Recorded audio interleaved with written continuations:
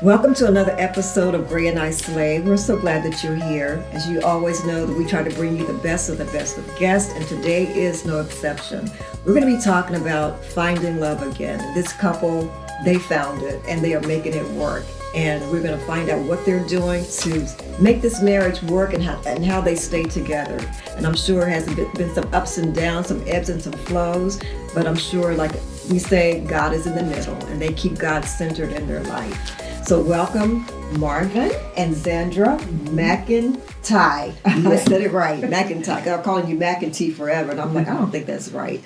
But I'm so glad that you're here today, and I'm just so happy to hear about your story. So Zandra, tell the audience a little bit about you, and where you born.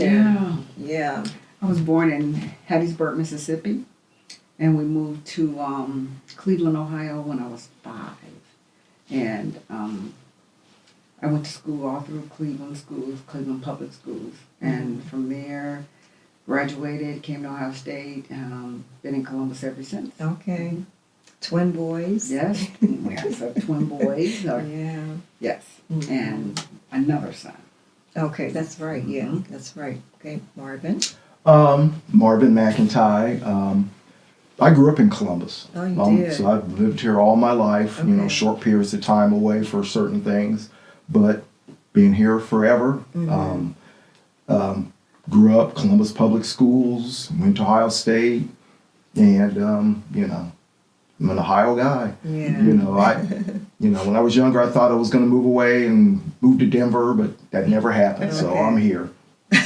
Why Denver? What was it? Just the mountains and... Well, it was just something different. I mean, Okay. Columbus is like, Ohio is just like really different, not much by way of scenery, I don't think. And, I had plans of going into the Air Force active duty, and I thought I could be stationed at an air base near Denver, so Denver seemed nice. All right. So let's just talk about how did you guys meet? Where were you? How did it happen? Well, I was at that time single with 2 kids. And here comes the year 2000, Y2K. And I just wanted to do something different. I wanted to learn something about this computer thing because, when Y2K came, computers were a big issue. Yeah. So I said, well, I'm going to learn. I'm going to take me a class at Columbus State. And how long were you single? Well, my boys were, from the time they were 5 months old. Wow. I was single. Okay. My first husband and I split up when they were 5 months old. Okay. So about this time they were, 11, 12? Whatever. Okay. And here comes Y2K, and I wanted to learn something about computers, and, I was just going to work, going to school, back to school with them, homework. So I decided to enroll in a beginner's networking class at Columbus State. Okay. And he was my teacher. He was the teacher of the class. But I went through the whole semester, the whole quarter. He was just teacher, I was student. Never saw anything else. Really? Never looked at him in another way. vibes, No No. vibes, nothing. No, Nothing. Wow. no, she was Absolutely. just a student in the class. Okay. I get a lot of flack from it though when I tell Yeah. the story about it because everybody want to say, yeah, right. They start wearing me down. Yeah, friends get on me about it. It's like, yeah, right. But no, Nothing. Just You come to class, sit down, and ask just... questions with everybody else and study and then I tell people, or people ask me, what kind of grade you get? I said, I got an A. Yeah, right, yeah, I'm sure you did. She earned it. I earned that A. And I Yeah. know, knowing him now, I know that I earned my A. He didn't just give me an A. But that's how we met at Columbus State. And the class was over. And it was a series of classes you had to take for the computer certification, whatever it was. And he was your teacher the whole... he was the teacher the first one. the first Okay. quarter of Okay. the first class. Okay. But the next class, it builds on the class before. All the classes build on each other. So I needed some questions, from his class. And, and all the instructors would tell you, keep my number. If you need something, call. So that's when I started checking with him on some stuff before because I wasn't understanding some things in the second class. And we just started talking, just And this is over the phone or over in the phone, person? and because I don't think it was texting and none of that Yeah. was going on at the time, so it was just over the phone. And then I do remember one of the things that happened in his class towards the end. We had to write a program, and I wrote the program on a scripture, but I didn't think anybody would know it was a scripture from the Bible, and he did. He picked it up right away, and he asked me about it. He said, "That's a scripture." And I was surprised that he even knew that. He caught that, and Okay. so we started talking about that. But then when I called him about the class, somehow we got on what church you go to, and just the word, and we just kept on talking from there. Oh my God! Now, so now you pick it up. How did it evolve into Well, dating? The thing is, I wasn't, I'm sure she wasn't either. We weren't looking for somebody to date. Okay. I just been recently separated, divorced in 2000. So, I was just kind of going about my business, just kind of moving forward. I have one son from my previous marriage, so Okay. the focus was on, me and him. And, again, I taught at Columbus State total for about 25 years. Oh wow! And it was really interesting. Her class is one that I remember because that was really the best class I ever had. I mean, not just because of her, but the other people that were in it. And it was really interesting and it was fun.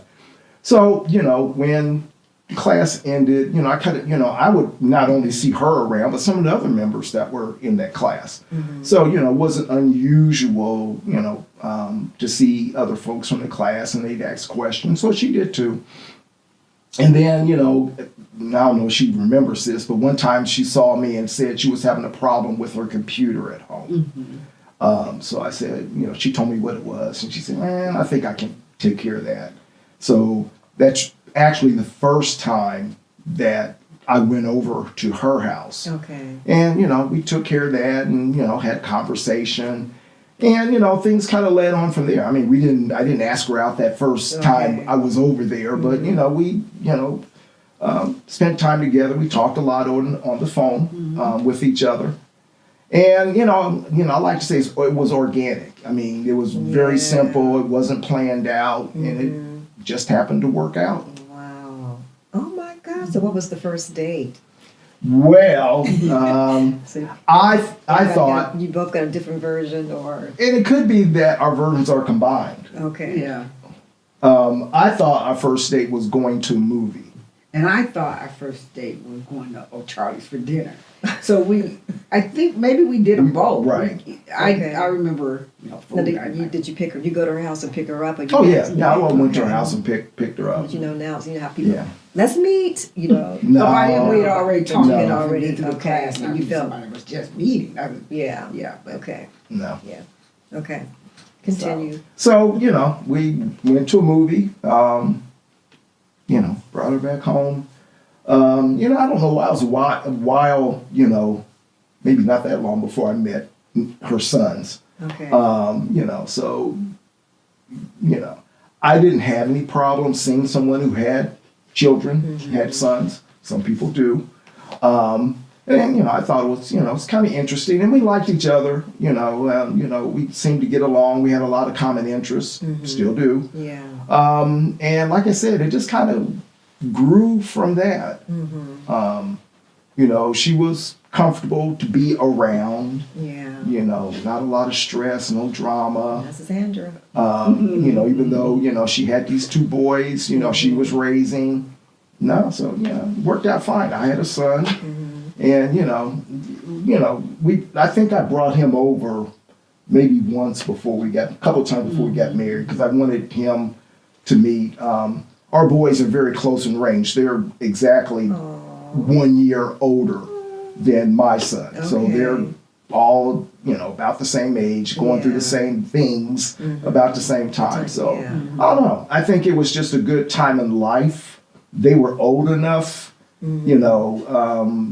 that, like when she said, her first year of marriage ended when they were 5 months old. So I don't think they had any issues with me coming, over to see their mom. Yeah. I think they were kind of interested. So yeah. and they would hear us talk and laugh sometimes, sitting in the family room, I remember Brandon sitting at the table once, and he was just sitting there laughing. He said, "You guys are gonna make a cute couple because y'all just laugh all the time." That's what he said. He sure did. Okay, but how did you think it was the first date was going to be dinner? So you didn't eat? So Dinner is best first date. Yeah. Food. But I didn't always go out to dinner. I think, or I didn't always have a lot of boyfriends in that time. The boys were 5 months old. My first husband and I split up, and meeting Marvin, I met very few people, or people I wanted to spend time with. Yeah. You meet somebody and you go out with them and you talk to them a while, and it's like, Nah. no, Yeah. and so, and I was busy. I had I was twins. going to say you I were had a busy twins from mom. 5 months old. I was busy all the time. So, and anybody who couldn't accept the twins, I think I had a visitor one evening, and he said, "Why don't you put them to bed? Why does this thing keep crying?" Wow. No. This is Yeah. my life. This is You what I need do. to go. Yeah, you need to go. And I just had very little patience for a lot of, just meeting the ones I did meet. And it was either wanting something I didn't want, or selfishness, or let's get in bed. And, it's like, no, I know nothing about you. So meeting Marvin was a breath of fresh air. It was like, because we got to talk and get to know each other, and just be friends first. Right. And that was just a bonus. Yeah. And it took us a while to recognize or realize it was a bonus. We didn't really know that in the beginning. That I wasn't looking for anybody. Like he said, he wasn't either. That's why we always knew when we talked back on it, as later in our relationship, and then right before we got married, and after we got married, we often talk about those early days of meeting and talking, and we just knew it was a good fit. That is so funny. Your teacher. That is. Yeah. Yeah. Yeah. And like she said, she was busy. I was busy too. I mean, we both had 2 jobs, 2 or more jobs, and kids. And so it's like, and we just kind of fit together. It naturally progressed. So yeah, it was kind of weird. I thought it was, at the time. But I think what we went through, it set the beginning of a good foundation. Because there were a lot of other things to come. I guess we're going to talk about some of those things today. And we've been together now. We've been married 22 years. 22 years? It's been 22 years. I know, it doesn't seem like it, does it? No. You remember when we first met? Yes, in the house you lived in. Yes, remember there was Oh, nobody. my God. Yeah. It's been 22 years. 22. We've been married now for 22 years. Together how long though? How long did you guys 24. date? So you dated a couple of years before? Oh yeah. Before you got married. Right. Okay. I got separated in 2000, so I wasn't looking to Okay. Yeah, Jump right back in. jump back in. Yeah. So Wow. Okay, so who made the first move as far as like knowing that you wanted to take it further than just dating? You were ready to be engaged. Let's explore this thing to see if we could go to the next level. That's kind of funny because I remember when I can't remember how we got on. Anyway, what I do remember is that I told him, you gotta propose to me in a certain way. You gotta I told him to sit in the living room, you gotta show me the ring, and then you gotta just ask me a certain way. So he did it. It was really funny. We're being silly. Yeah. So he put on this ring and he said, "Zandra, will you marry me?" And I went, "Nope." And we bust out laughing. We thought it was so. she actually said no. She said, yeah. She thought she was being funny. But it was funny. That's how silly we were. oh my goodness. It was funny. And were the boys there? All 3 of the boys there? I don't think they were or- there. No, they weren't there. No. Yeah, they It weren't was there. funny. Okay. It was At hilarious. that time. Yeah. So, but they knew, but you guys had talked to them and told them, hey, we're getting ready to do this thing. We're getting ready I to think make this a family. for Nick and Brandon, probably more so than my son Aaron. He did a wonderful thing, and that's what sealed it with Marvin for me. wanted to meet with Nick and Brandon, my sons.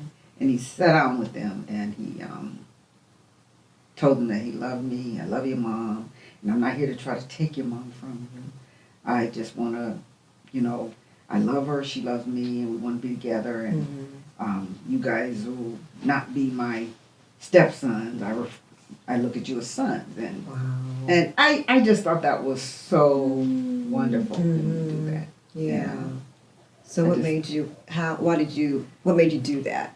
To talk to them like that? Well, I mean, for me, I understood and I knew that, they had been separated from their father, living with them since they were 5 months old. And they didn't have the greatest relationship with their dad. And you always hear the saying that when you marry somebody, you marry their family. Yeah. And I really looked at when I was going to marry Zandra, they were going to be in my world, part of my world too. They were going to be my sons. I don't like the term step or half or any of that kind of stuff. So I said, and I told them, I'm going to treat you just like you're my sons. Now, whether you look at me the same way and think I'm your father, that's kind of up to you. But I knew for them, it would take time, naturally. They were younger. They were early teens. I was going to say teenagers. Yeah, they were teenagers. Yeah. For me, I just wanted to kind of set that foundation, expectations that, hey, I'm going to treat you guys a certain way. So I'm going to look at you as sons. Another thing I told them, as well as my son, is that, there's nothing you're going to go through as young men that I haven't already been through. That's right. So, So true. if you feel comfortable in coming to me and talking about things, we can do that. Now, if you, and she's not going to like this part, but I always told them that there's something you want to talk to me about and you didn't want your mom to know, I would consider that. If it was something that I felt that she absolutely needed to know, then I would tell them, yeah, she needs to know that.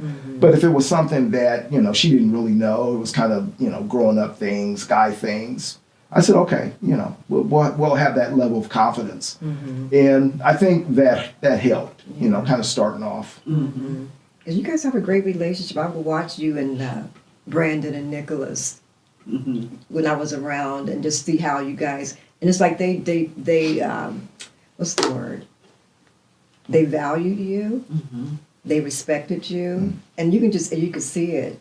And I just thought that was awesome. They love me a lot to this Yeah. day. And speaking of them, when he told them they could come to him and talk to him, Nicholas does it right now. All the time. Still. And that bothers her sometimes. Well, it doesn't bother me, but it's like, Why he call you? Yeah, exactly. Exactly. You're absolutely right. He told me.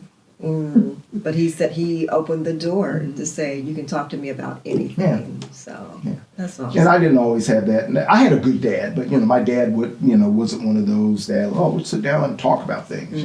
So it's like I felt that there was something that I needed to do with sons, black sons, and something that they needed that was missing from their life. So.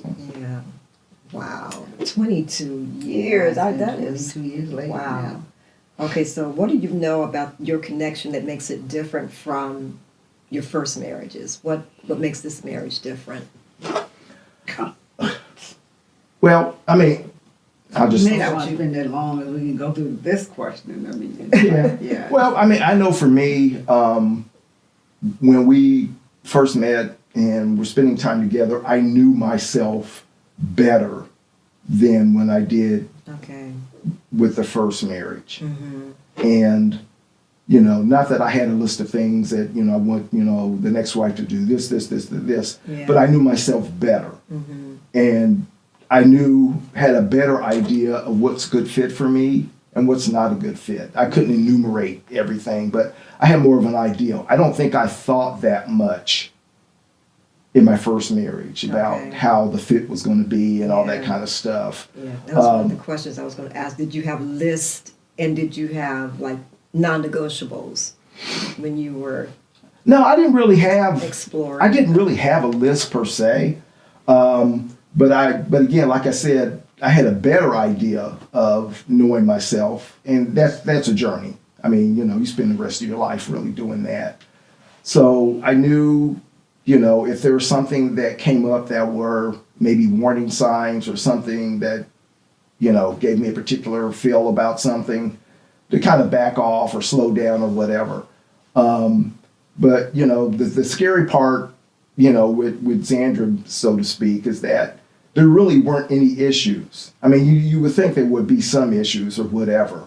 It didn't bother me that she'd been divorced a long time. Didn't bother me that she had kids. I mean, it just didn't. I mean, because we had so many things in common. Yeah. And it was easy to be around her. I'm assuming it was easy for me to be around her, and it just fit. So I didn't have a big list of things.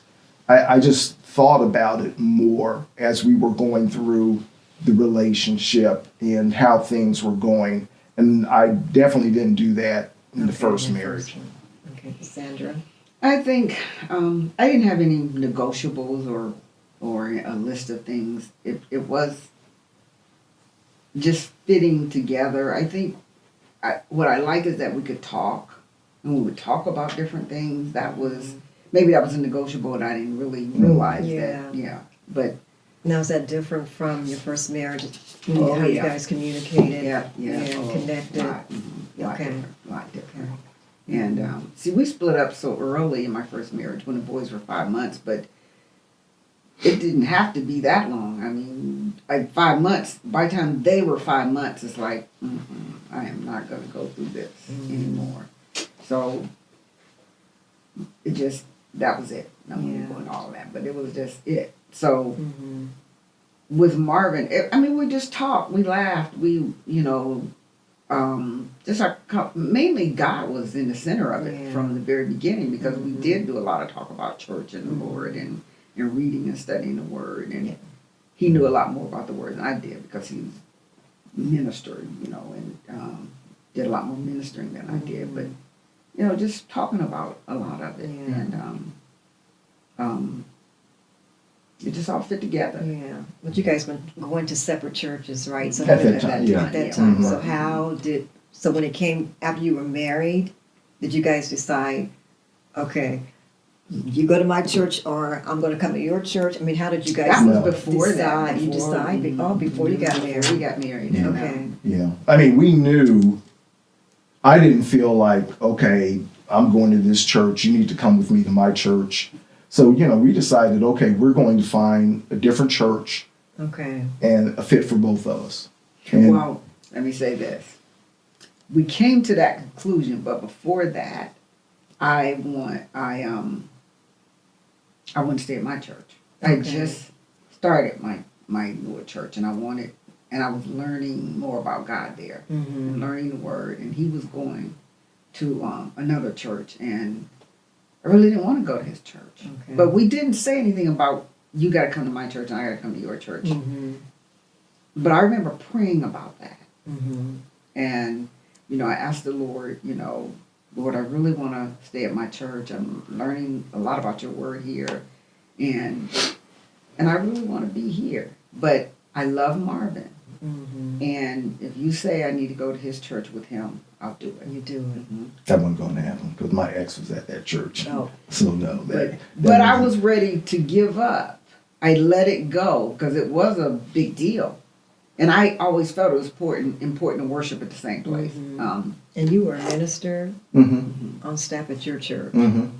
So I gave it up, and then we started counseling at my church Okay. with the counselor, marriage counseling. And we were in that counseling session, and he says, so what are you guys going to do about when you get married? Well, whose church are you going to go to? Have you decided that? Have you talked about it? And Marvin says, before I could say anything, he says, I've decided that I'm going to come here. I'm going to go to her church. And I just felt that was a Lord move my to me, goodness. because the Yeah, Lord you had prayed just about it. I prayed about that, and I gave it up Yeah, and let let him the fight Lord it. Yep, Yeah. didn't fight it, just let the Lord handle it. He handled it that way. So what was it about her church? I really didn't want to go to her church. Oh, But okay. for me, if that was going to be something that was really, comfortable for her, okay. I mean, I knew we were not going to go to my church Okay, because my ex was there. Okay. So, but if going to her church was going to make things more comfortable for her rather than us finding a different church, that was okay. I mean, you want to go to a church where the word's being preached and taught. Yes. Yes. Like I said, I didn't have an enumerated list of things, but faith, family, and finances were the big three, with faith first. Yeah. So, if I had to do that, then that's fine. When you find the right person. That wasn't a big deal. Yeah, that's a big one right there. So when you saw her scripture on her homework assignment, you were like, "Oh, this girl's a believer." Oh, or yeah. was it- He knew Yeah, right. and that was a beginning.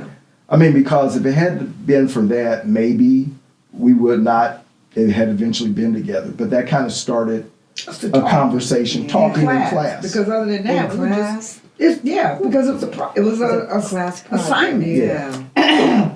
And I didn't put anything about scripture, or I don't even think I had the word God in there. I took the scripture and put it into, layman's There was terms some, of talking. there was some terminology that she used in her assignment. That if you're a believer, you know what that is. Right, Yeah, exactly. yeah, That's what that was. That's That's awesome. what that was. Wow. Yeah, that was good. Okay, so what was it like falling in love again? Was it scary, or were you ready? I know you I said think I was ready. You were ready. Yeah, At that point, because you were at ready. that point I was ready. And Okay. it was refreshing. It was positive, and to talk about him with people. You remember? Yes. And it was just different. Yeah. It was just very different. Like, this is nice. Yeah, Yeah. that's awesome. What about Yeah. you? Well, I know for me, I wasn't looking. I thought it was kind of strange at that time when I kind of came to the realization because I wasn't looking, and it just happened. It was a lot different than my first marriage. I mean, so it just happened over time and realization. And, I thought maybe there was a time, well, maybe this isn't it. And, maybe we kind of need to go our separate ways. And I kept thinking about it more. And it's like, no, this is it. Because, I didn't want to jump into something too soon. Yeah. I wanted to make sure. Once I realized what it was, then I didn't want to lose her. So, Didn't want to. no, didn't want to. I mean, it's like not that we're old, but when you're older, it's like, it's harder to meet people. Yeah. And again, our meeting was purely accidental. That's crazy. I mean, you wouldn't plan it that way. Exactly. A lot of people say, well, you meet nice women in church, but that wasn't, That was, that wasn't how it worked. So I just kind of put all these things together and says, okay, well, maybe this is us. And apparently it was us. Yeah. And see, I looked at it as yes right away because because I had been, by myself since my boys were 5 months old, and they're 12, 13 now. So, he was recently just getting out of it. I wasn't rushing him. It was like, this. So how did you know that it was real love? How did you know?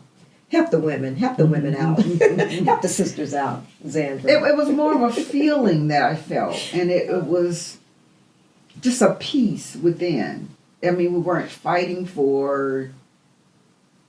We didn't even talk about stuff that from my past marriage. I can go where I want to go, or you can't tell me where to go and what time I got to be back. I have to tell you all of that, and still don't. We don't even do all of that.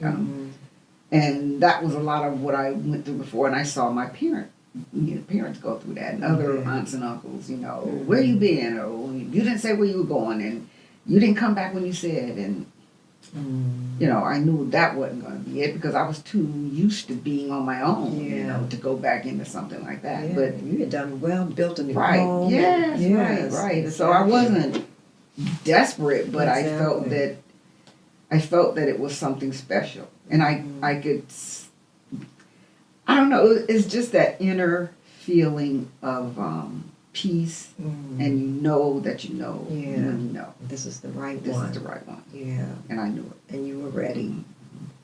Yeah.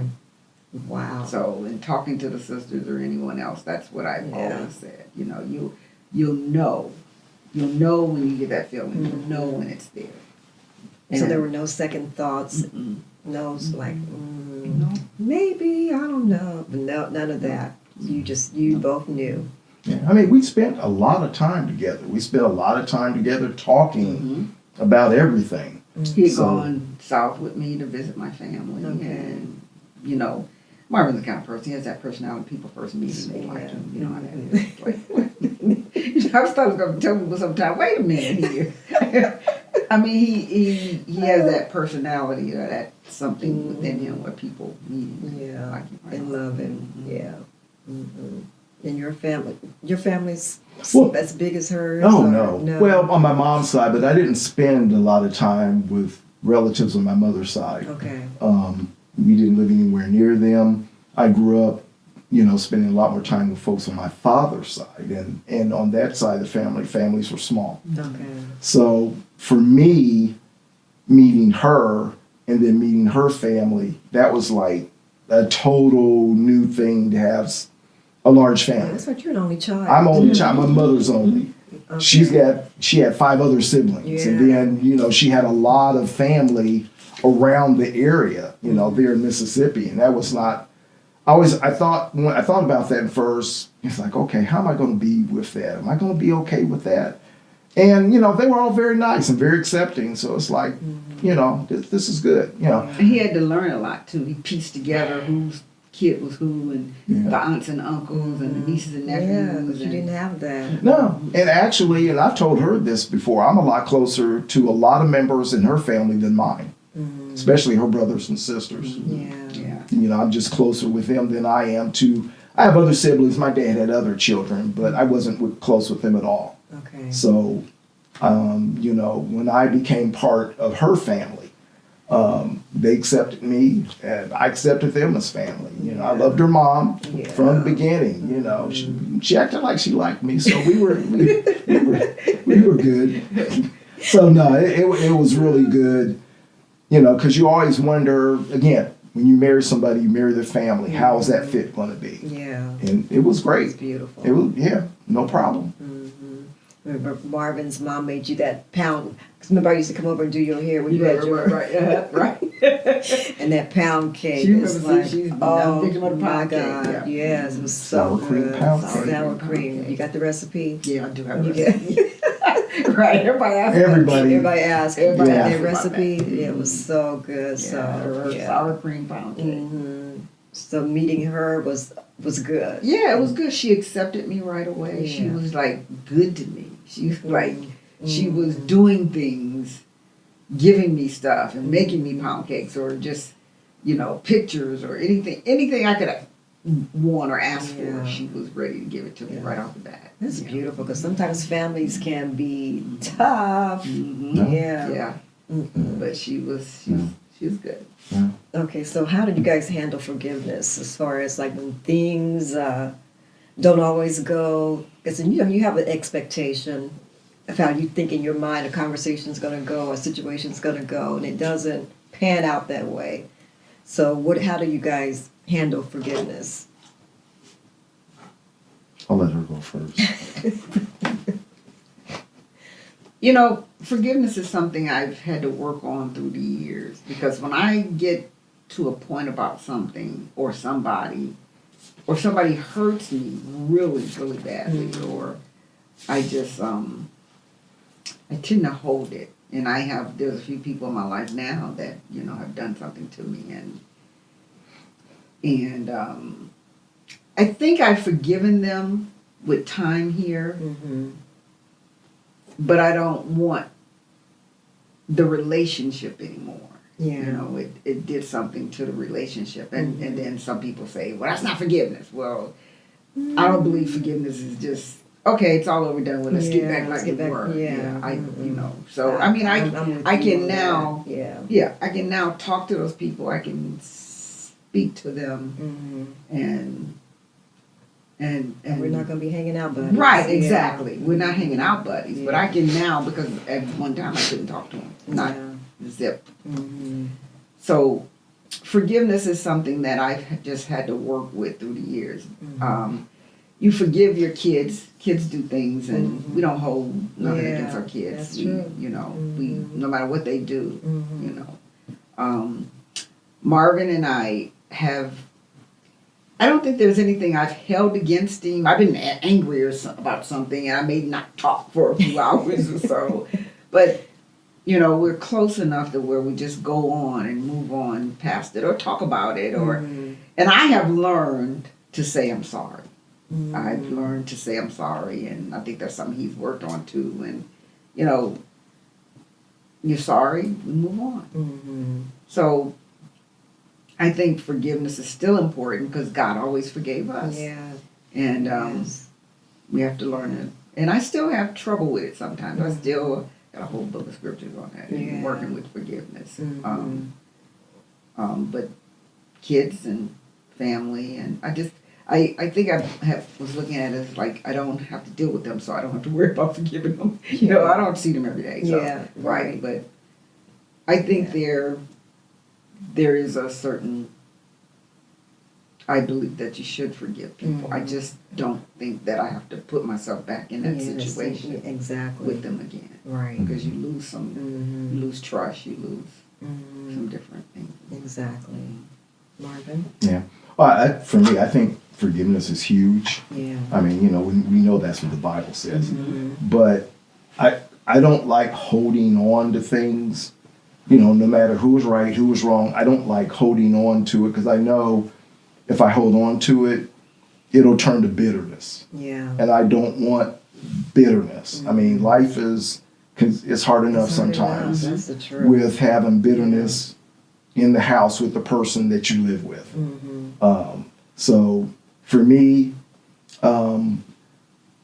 it's easy because I'll look at myself, and if I did something wrong, then, you know I was wrong, you know, so yeah, I have to ask her for forgiveness.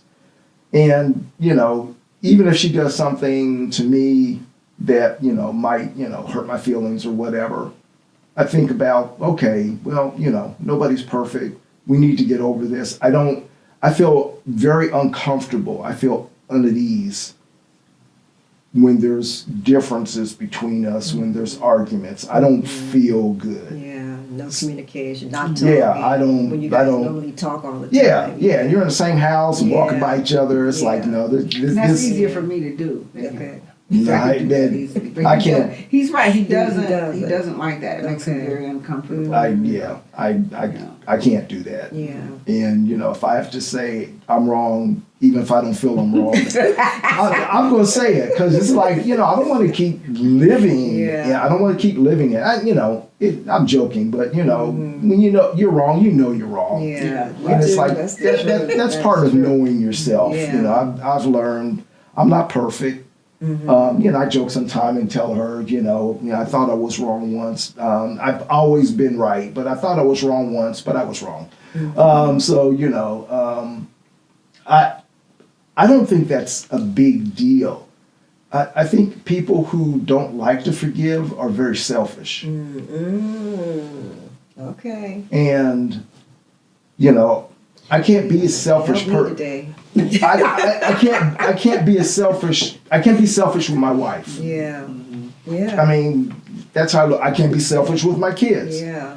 You know, my sons, you know, if they've done something that, you know, upset me, I let them know.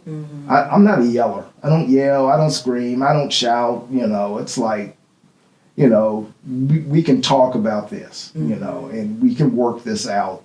And, you know, but with us, you know, we know what our expectations are of each other. I mean, again, we spent so much time together talking, being with each other, being with each other's families. I mean, it's just being with each other's friends, you know, and that it just clicked in every area. It was just comfortable in every area. So if we have an argument, I know that I'm only hurting myself from enjoying what I have. And it's been a blessing from God. I know it's a blessing. You have to realize that. And God is in our marriage. So it's like, you know, she's God's daughter, so I can't go crazy, you know. So yeah, forgiveness is huge. I don't want the bitterness. It's like, okay, what do we need to do to move past this? I mean, you don't ignore it. You know, you have to talk about it. You have to deal with it. You said something so good that you didn't want to be selfish to your wife. Yeah. And then the Bible says that the two shall become one. Yeah. So when you're being selfish to her, you're being selfish to yourself. Oh, definitely. Definitely. I'm missing something. Yeah. I mean, because, you know, how can two become one, you know, if you remain divided over something? Yeah. You know, so, yeah. So That's forgiveness is huge. So key. And in my So last key. marriage, I was bitter a lot. Oh, yeah, I It was like, too. It was just bitter, Yeah. just angry all the time, and you know Yeah. that it's been just such a big, huge difference. Yeah, especially at this age in life, you just don't want to go around No. and just be No. angry and live No. with somebody. You don't talk and you just mad. No, That is No. madness. Yeah. That's that's- madness. Yeah, And I'm not saying it's easy, yeah, exactly. but it's worth You the gotta effort. put the work in. It's work. You work Yeah. at it. It's worth the effort. You know, is it worth dealing with the situation with this person that you love? Yeah, Yes, it's definitely it worth is. Yeah, they say the later daters. No, we don't want to live like that. No. Right. So how do you keep the spark alive between you two? I know we're on the clock because I know football. it. We're good. House State's not playing today. Okay. What? I thought you knew that. Okay. I get some more time. I'm trying to No, speed don't. it up, speed it up. Okay. All right. So what did I say? How do you keep your spark alive between you two? What do you guys do? You still have date nights? Yeah. You do. intentionally date? Yep. Okay. Yeah. Make it a point to date, Yeah. even when we had his mother with us. Okay. We had our date time, Yeah. And what does date night look like? we may go to dinner. We may go a movie. Okay. And now that we're both retired, we And empty nesters? empty nesters. Yeah. It's like more time. So we bowl. We took a bowling. Okay. Both bought us a bag and a ball. What? And we go bowling in the middle of the afternoon. You're professionals. You got your own bag We got and back your own for ball. everything. Yeah, right. It's kind of Well, creepy using the stuff at the I bowling don't want to go alley. put Yeah, no I know, shoes that's right, on. those I don't shoes. put no No. white shoes. That's crazy. I don't That's care what they spray in them. disgusting. And stick your finger in the same bar everybody exactly. else is using. Exactly. And we go to the range, gun range. Okay. Yeah, we shoot. I don't know if We you're learn how gonna, to shoot. don't know if you're gonna edit that part out. But No. we Keeping that in you there. know, we like to do that. You know, it's like Are you licensed? no, yeah. That's Yeah, not. yeah. Yeah, we took the class together.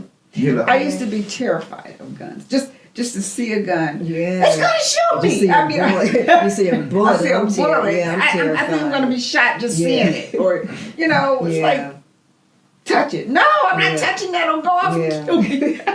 Yeah. But now I can touch them. Well, I know after the You class. have I, your own handgun too. You got. Yeah. Okay, I need to talk to you. I know how to hold them. I know how to touch them. I know, what to do, how your hand should be, and no matter one of the most important things I learned, and I'll never forget this one. No matter who hands a gun to you, whether it's at the store and they're telling you, if you're in there looking at guns and ready to buy one or whatever, no matter who hands it to you, never trust that it's empty, that there's not a magazine in there, or you always check yourself to make sure. Okay. Wow. And actually- So how do they hand it to you? I mean, they don't hand it to you because I thought that would maybe be a safety feature. The way they hand it, Lay they sideways, lay it yeah, right. sideways. Mhm. Okay. And when you're handling it, you got to know You don't point the barrel at somebody. If you're That's right. handing somebody, you handle them. They handle. handle, right? Yeah, the grip handle. first. Yeah. Okay. And when you have it in your hand, you have to always remember, what is it? Hand off trigger, hand on. Yeah. You got to know how to keep Keep your finger off the finger trigger. off the trigger. Your finger should only go on that trigger when you're ready to use Use it. it. Literally shoot Okay. at something or Okay. whatever. That's the only time your finger should be on that trigger. Mhm. So it's a lot to learn. I Yeah. learned it, and so I'm comfortable with them now.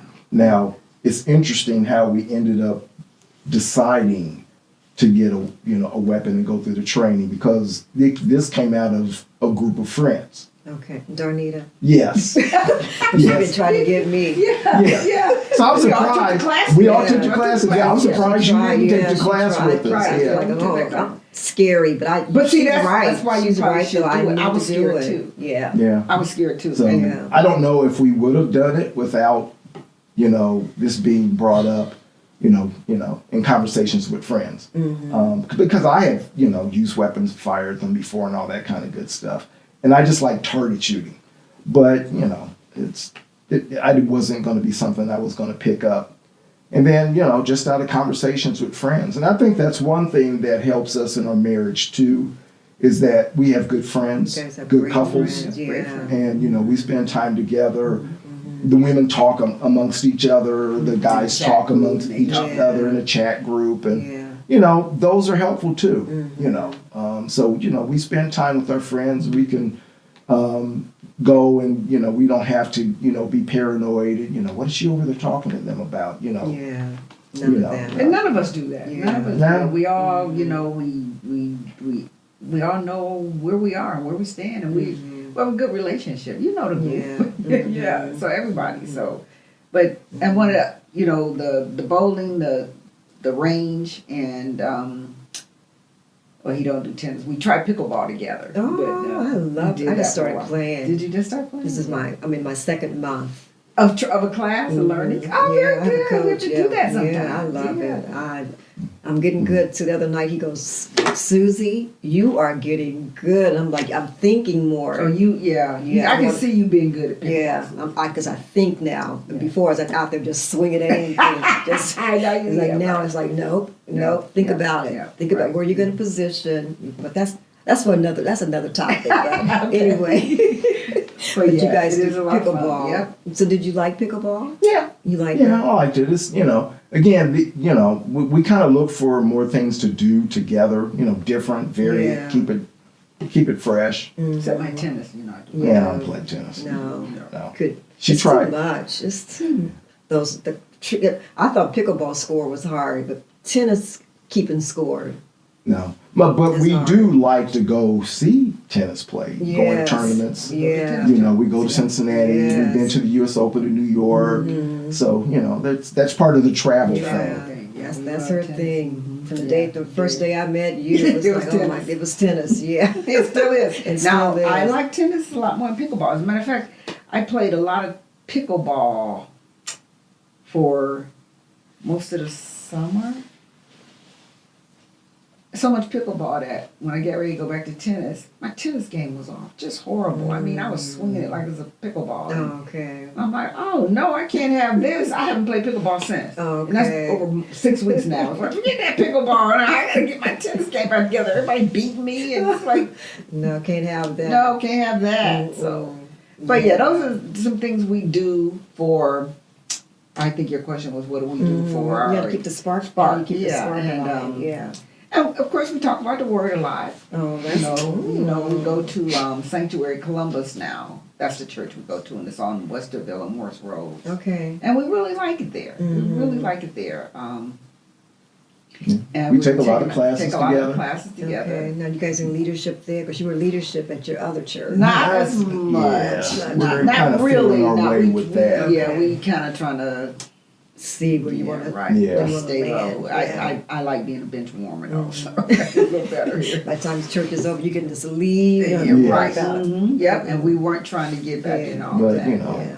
But It's going to be what God wants it to Wants it be. to be, So yeah, it's like exactly. we're kind of moving towards some slowly, things. yeah, slowly. we volunteer for some things to do, but not really leading them, and Yeah. we've avoided that. And they know our background, so they kind of tried to, but But typically, we do a lot of things together. Yeah. we're taking a church. class right now, "The Gift of Knowing Yourself" by Ooh. David Benner, his book, and we're Okay. doing that at class right now. Mhm. It's very, very good. Yeah. Right.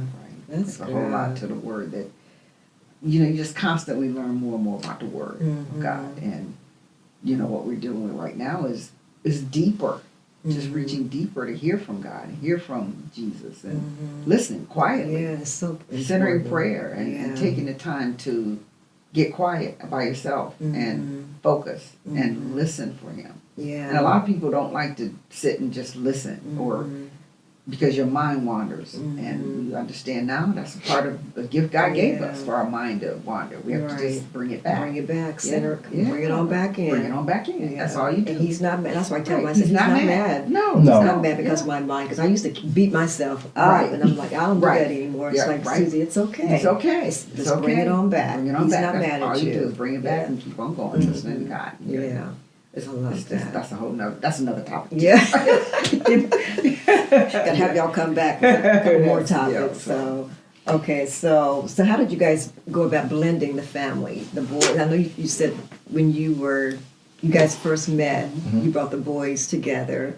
So how are they today? They get along. still have a good even well relationship? today. They still contact each other. Okay. They're all doing different things now. You know, Nick just got married, and Yeah. Brandon's in New York, and And Aaron? Is in he's Houston. So, Wow, but so they. they're all, Yeah, they still kind of connect and talk to each other. Probably more than us. They talk to each other. They talk do. to us. Yeah, Yeah. really. Nick talks to Aaron more than I talk to Aaron. But I mean, there's nothing wrong with okay. that. Nothing wrong with that. Right.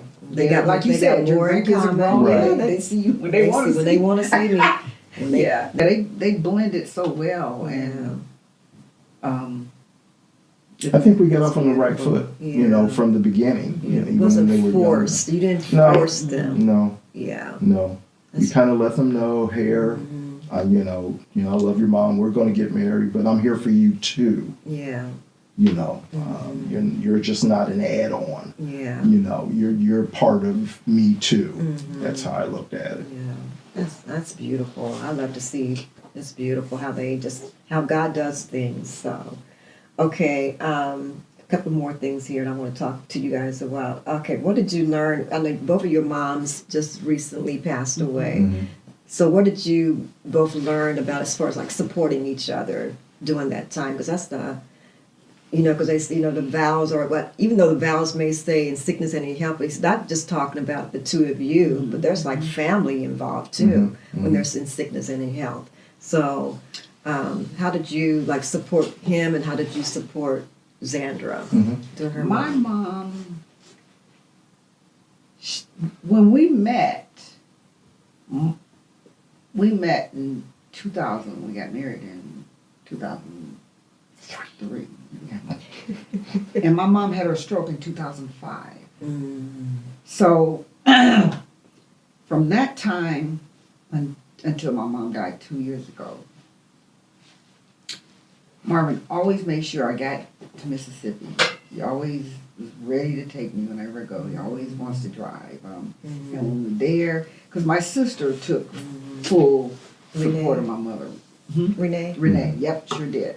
And so, but her and her husband needed a break every now and then. So, and I would go and spend 2 weeks or a week or whatever, and then the other sister from Atlanta would come and we'd give Renee that break. But Marvin always went with me. He always was there because we needed the guys to do other things like lift her sometimes and fix this on the wall, a handrail, or just different. He was just always there to help out with Mom, no matter what. And once we took her to a picnic, and she was ready to go, and everybody else wanted to stay at the picnic, so Marvin volunteered to take her on home and sit with her, and he did. Nice. Yeah, he went home, went back to her house. It was down there, and he went back to her house and got her situated in her favorite chair, and just sat there with her, and she fell asleep, and he was reading a book, but he's just always been right there for her. So when his mother went down and fell and broke her hip, and he left 2 days after Christmas, 2023, and he was there we were both there 6 months. We really, I mean, even on your phone, those phones do track you. Because they begin to put everything from Ohio and Columbus to Alabama. Yeah, They transfers it over. they begin to transfer things to Alabama on that phone. It's like, who told you to do that? Yeah. I don't live here. I mean, It was interesting. That's when I Yeah. realized them phones. They listening. They listening and trying. Yes, They they- just like, oh, she lives here now. tracking, yeah. They've been here all this time. Mm-hmm. She must live there now. But anyway, so we ended up. We can talk about your mom. So. Yeah. Well, I mean, for me, Zandra did way more for my mom than I did for her mom. I think you did a lot though. Yeah. Yeah, but she did way more. You know, because, you know, when my mom, like she said, we went and lived there for 6 months. And then we had to go through the process Where's of there? Where was? Montgomery, Alabama, Okay. which is where my mom's side of the family's from. She grew up just outside of Selma. Okay. So yeah, near the Edmund Pettus Bridge. When we went down there, and like I said, when I was growing up, I never went to Alabama. I think I did when I was, you know, maybe 1 year old when my grandfather died. But other than that, my mother just never took me down there. Okay. So for me to go down there and spend that time with my mom, that was, you know, a completely different thing. Like, you know, things are just different in the South. Yeah. Just slow. just different, slower. Yes. And, you know, I had to deal with, you know, some family members down there that I hadn't really spent much time with. And then also with my stepfather, even though he had passed, his side of the family, because, you know, a lot of them had become close to my mom. Okay. So, you know, while we were there taking care of my mother, we spent time, probably a lot more time with people on my stepfather's side than my side of the family. And, you know, they were good people. Yeah. So, you know, we kind of grew close to a lot of them. And it's a weird thing. Wherever my mother is, she always draws, younger women, and they become daughters. So, you know, there was a woman down there that was really close to mom. So, you know, I always told my mother that, okay, Mom, when you can't take care of yourself, you're coming back. You're going to have to come back and live with us. And, you know, she always said, yeah, you know, my stepfather died. I said, well, it's time for you to move. No, I don't want to come north. I can still live in my house. So, but when she fell, we knew it was time. Yeah. We both knew it was time. So, we brought Mom back up here, and After 6 months of being down there. yeah, after 6 months of being down there, and you know, my mom wasn't walking. She didn't walk. There was a lot down there. So there's a lot of things that we had to do for her. And there's no way, like I said, I grew up as an only child from my mom's side, so I didn't have any siblings or anybody up here rely to help. on. Yeah. That was my wife. She was my helpmate in a number of different ways. And you find out how much a person really loves you when you put stressors like that on a marriage. Yeah. I don't think what happened with her mom, that didn't stress me. You know, I just wanted to be there to make sure she was okay, or if her sister needed something, you know, I was fine, you know.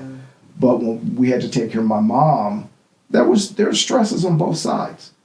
And my wife, you know, if it hadn't have been for her, I don't know, you know. People always say you can do far more than you think you can. But I would not like to even think about what I would have to do if it was just me. Because she was able to stay with us as long as it was possible for us to take care of her. And then we had to put her, you know, and place her in an assisted living. Yeah. And even then, the care didn't stop there. We spent a lot of time over there. That's right. And then her physical condition deteriorated, and she was in the hospital, you know, 5 times. And, you know, like I said, Zandra was there, you know, doing whatever needed to be done. We did it together, and we talked with doctors, nurses, people at the, you know, senior living center. We did everything together. At the hospital every other day, or at the back at the assistant living center every other day. So it was like she wasn't living with us anymore, but we were still there. there. Yeah.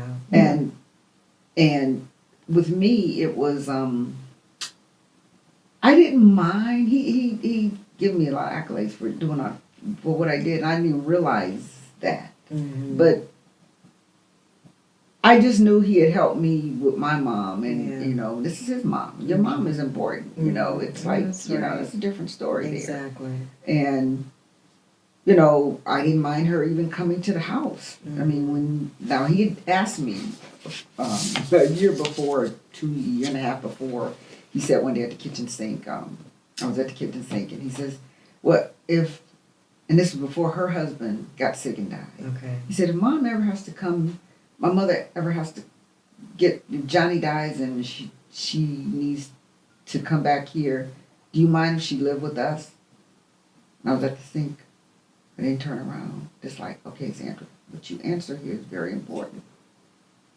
So you took time to. I took time. It was in a split second. Yeah. And I turned around and I said, I would mind that a lot. I don't think I'd want that. He said, okay. All right, I understand. Besides, she wouldn't like these steps anyway. She wouldn't be able to get up these steps. Mm-hmm. And I said, especially if she's healthy and, you know, because he was just asking, could she come back here and live with us? And she's a healthy lady? No. Yeah. I don't want to be only female in this house. Right.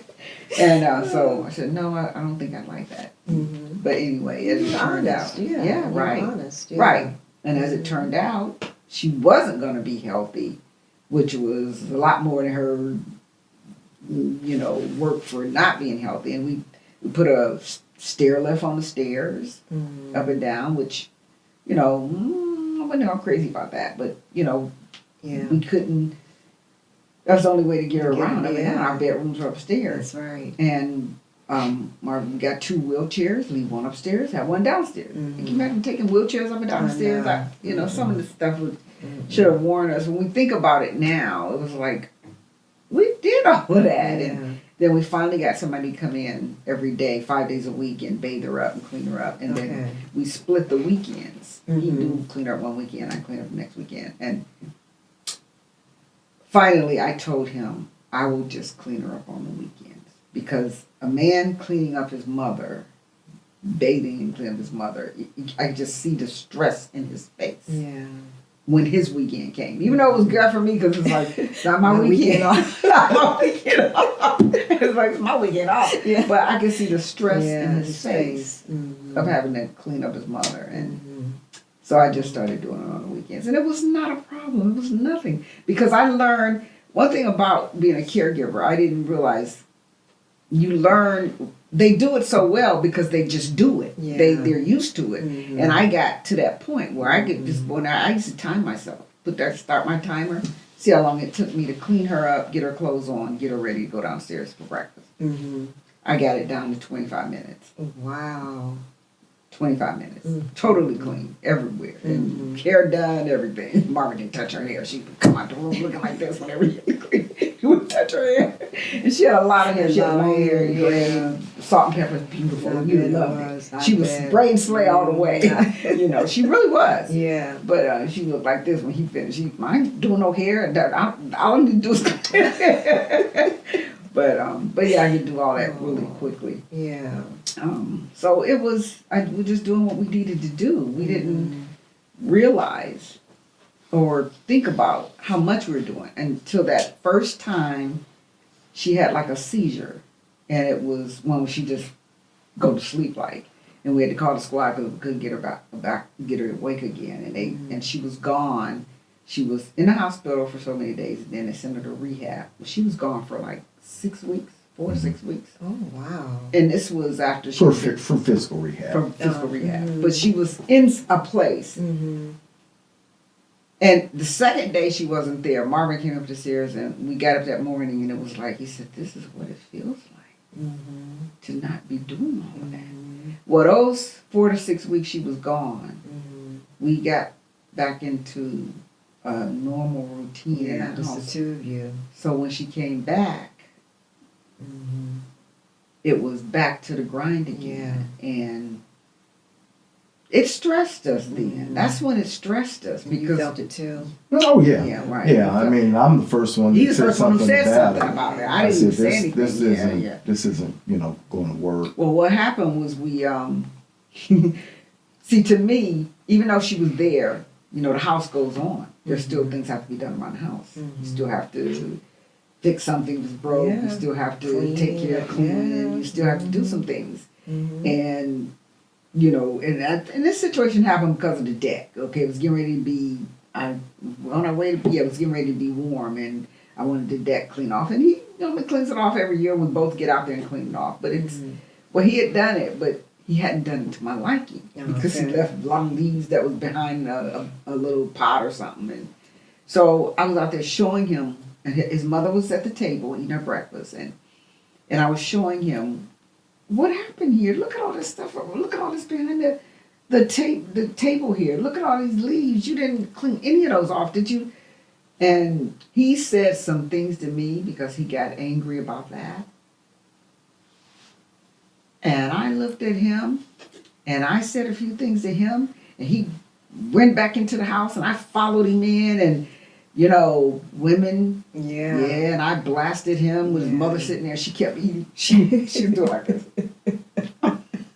this. Is everything okay? She just did like this. Well, yeah, my mother's nosy, so it wasn't so much as everything okay. It's like she was like enjoying the moment. It was like Entertainment. there's some excitement here going on now. Entertainment. And I mean, we were ugly. Mm-hmm. We both said things that were really ugly to each other. Yeah. And of course, I didn't talk for a few days, and you know, that's your mom. You take care of your mom. I'm going. You know, I left them. You know, it's like we were just. Yeah. And finally, we sat down and talked after a few days, and she got quiet too. She was. She's like, oh, they got something going on. But we sat down and talked, and we both apologized.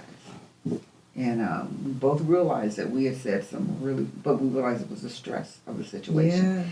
Yeah. Because that break we had did it for us. We realized with that break that, you know, we want our lives back. We weren't socializing with people, not like we used to. You know, we get called, let's do this, let's go this place at the last minute. We can't do it at the last minute.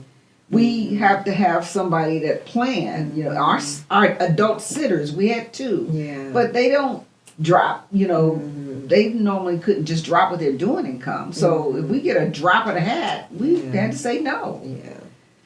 So we sat there and we talked about it after we apologized, and we were very apologetic about that because we know we were both ugly and we did not mean those things we said at all. It was just the stress of that moment. The stress of the moment. Yeah, exactly. And Marvin says, "Well, you know, Zandra, I don't want to do this anymore. I don't want to do this anymore. We need to put mom somewhere."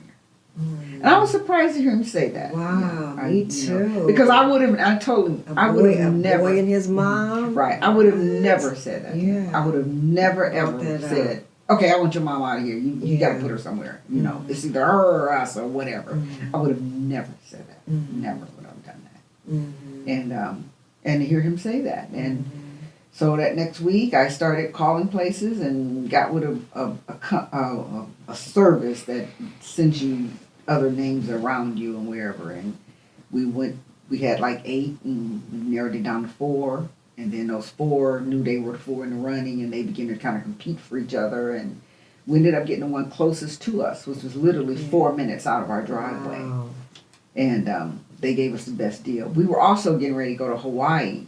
And we were going to put her in another place for a week to go to Hawaii. Well, this assistant living place, they said, "Oh, we'll keep her. We'll take her that week at no charge." So they were trying to get us. And that was a big. That was a good incentive. That was a great magnet. Right. They knew what they were But doing. we went through all that because I didn't want our marriage to become something else. Yeah, that's right. Exactly. And so, you work too hard to have what you have. Right. Yeah. And so, I love my mom.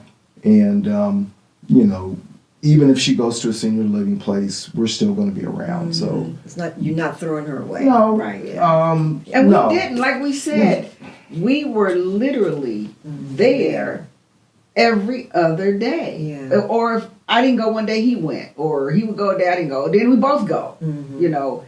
And then she had another seizure there. And so they had to put her back in St. Anne's. And she was there 10, 15 days. Well, you know, her health starts to decline. Right. So when we got her there, it was the appropriate time. We didn't know what was going to happen. Right. But it was the appropriate time for that to happen. You know, that was just something that God worked out for us. Because, you know, one of the things, you had something that you're going to talk about, what do you most admire about your wife? Yeah. Is that, you know, it's one thing for someone to tell you that they love you, but when they show that by going through a bad time with you, and you still love each other and you still support each other, Beautiful. you know then. I mean, telling me is one thing, but when I'm seeing it every day, that's something different. Yeah. So that's the thing that, you know, I admire most about my wife. That it literally amazed me, because the first wife wouldn't have done all that. Yeah. I know. You already know. I already know. Yeah. And we know we're absolutely positive. I am absolutely positive that he loves me. Yeah. Yeah. And what do you admire about Marvin? I admire the way he can always help with a situation when I let him know this is what's going on. What do you think of this? What's your thoughts here? What do you think? I mean, it's always given me a different view that I hadn't looked at with it. Yeah. And to hear him talk about that. Yeah. So that's you know. You guys are amazing. I knew this was going to be great, even though you kept putting me off. Nope. We sure did. We sure did. Because I think knows that I the get. first time you asked us was when we had to go to Alabama, when we were down there 6 months. We were going to do it that next month or something. And then when you guys came back, I asked again. You were like, nope, it's not the time. It's not the time. We're going through, girl. We're going through. Yeah, we're trying to figure out here. And I'm like, I get it. And I said, you know what? One more time, I'm going to ask. And you're like, yes, we're going to do it. We're going to do it. Yes. Yeah. So if I didn't, because we wanted to. Yeah, I know you did. Right. I know you did. You kept saying, I've never done a podcast before. I want to do it. So right. Okay. Well, we got to wrap up, but this is the question. I want you to look into this camera, and I want you to minister to women who feel that might have, you know, love may have passed them by, and they think maybe it's too late for them to start again. What would you say to them? I would say for them to be patient with yourselves, listen to yourself, and do some things differently. Do something you've never done, and don't go looking for somebody. Everything you do, you're looking for a man, or you expect to see him here, you expect to find him there. And every situation is different. Marvin and I met in a class that I decided to take. You may meet yours in the grocery store. So just be patient and ask God. Ask God to show you what he has for you. And just talk to the Lord and just be patient. That's what I advise them. You can have a bunch of women go take some classes now. Sign up to take some classes. And that's another thing, to do something you've never done for yourself. You know? Yeah. Do something you've never done and see where that leads. You know, just skills sharp. Yeah, right. That's beautiful. Okay, Marvin, you second time around for men, what would you? Well, you know, I would say that, you know, you hear a lot of things, what is love, you know, but, you know, love means being, when we're talking about, you know, a man and a woman, is being in a deeply meaningful relationship. When we're talking about marriage, it's got to be something that's more than just on the surface. You have to look at, when I marry this person, we're going to be together the rest of our lives. And so, okay, how do I live that way? One of the things that I had to do is that the marital relationship is not a zero-sum game. You know, I can't have my way all the time. She can't have her way all the time. Yeah. So we have to learn how to come together, how, we navigate through hard times. We gave you an example of one. We just have to be patient. You have to be patient. You have to be kind. You have to be this was a big one for me, not keeping a record of being wronged. She said this, she said, so don't keep a record of being wrong. And, being patient, kind, and doing those kinds of things. If that sounds like it's scripture, it's because it is. It is. There's a scripture that I have on the side of my desk, and it's 1 Corinthians 13, 4-7. And it talks about what love is. And I don't think that's accidental in being in the Bible. Yeah. You know, if you want to have a successful marriage, your love has to encompass those things, you know. So read 1 Corinthians 13, verses 4-7 and say that's your marriage motto. And that's what I do, you know. And I have to check myself and how am I doing with this? Because I know that's what God wants me to do. And I ask him to help me do that. And then not only that type of love for my wife, but also for my children and also for my friends. You know, how can I love them better? Love my children better, love our friends better, because I have that responsibility. But the primary responsibility is always going to be to my wife, loving her. And, you know, part of my job description, so to speak, is, you know, what do I need to do is to build her up. It's not about me. What can I do to help her in every aspect of her life? That's beautiful. Now, that's love. That's love. That's beautiful. Like I said, I have no. Oh my God. One of the things he did too I don't know when he did it, but when we got married and we were doing insurance policies and getting these stuff together, I found that he had me as a beneficiary on this policy before we got married. Really? Wow.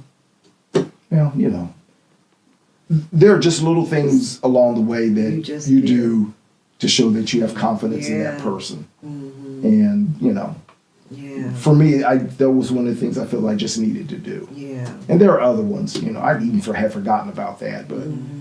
I didn't. Yeah. I think we're getting to that point in our lives though where we, I don't know, I used to be so independent, it was nothing for me to hang out at night, drive back across town 1 in the morning and travel by myself and, you know, now it's always concern, you know, I'm not with Marvin or he usually takes the drive or whatever. And I think that's part of just getting older too. You just kind of become more concerned. It's like we really are becoming one. Yeah. You know, if he's not back at a certain time, or he likes to walk in 7 o'clock in the morning. Now 6, 7 o'clock is still dark. It's dark. And he'll walk under the underground road and up another road. And so when he goes out to walk now, I'm concerned that if he's not back at a certain time, it's like he should be back by now. So you just, you just want it always to be, you always want your spouse there. Yeah. That's beautiful.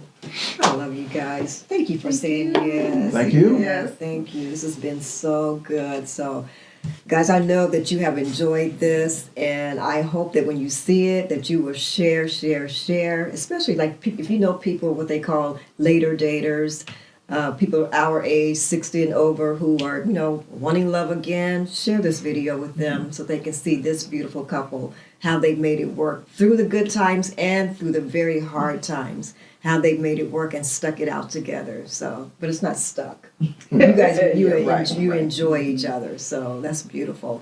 So again, thank you for watching. Susie Turner, your host, Gray and I Slay, and we'll talk to you again next time. Be bold, be beautiful, age well, and love yourself. We'll talk to you again soon.